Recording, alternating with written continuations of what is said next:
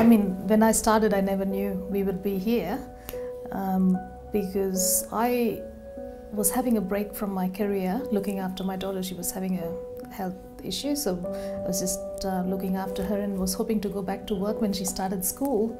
And during that time I got involved in the community sector, volunteering around migrant women, because as a migrant woman myself, I got into my work and had a decent lifestyle. There were so many barriers and things that I had to deal with, so I wanted to help other people overcome that and empower them. So I started volunteering around migrant and refugee women and started visiting the detention center. And I found during that time a 7-month pregnant woman sleeping on the floor for months because they couldn't afford to buy a mattress. We helped them straight away and was trying to understand why it's happening here. Coming from a third world country myself, I've seen a lot of poverty, but lived here long enough to know that it's not right here.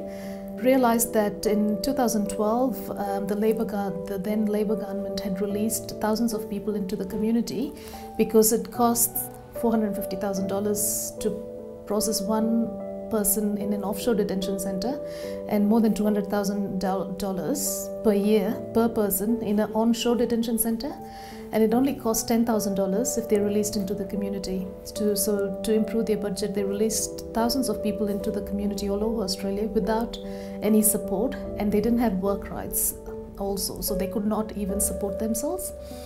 So that's why these people couldn't help themselves, and the mainstream organizations who normally help people in need had wait lists a year long just for one mattress, because that's all the mainstream organizations were overwhelmed with the need in this area, because city of Greater Dandenong attracts more than 40% of people seeking asylum in this area.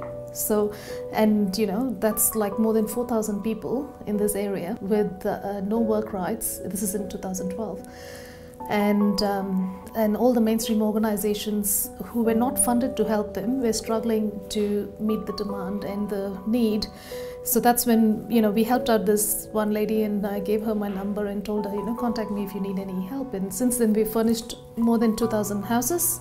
That is the statistics is end of last year, so we'll only do accounts before the annual report, so I don't know how many houses we've done this year. But what I'm saying is, I just couldn't say no to people when someone called me and asked for help. I just decided I'll do it. I'll help them however I can. So I made a call out to all my friends, because by then I had a good network in the community by volunteering.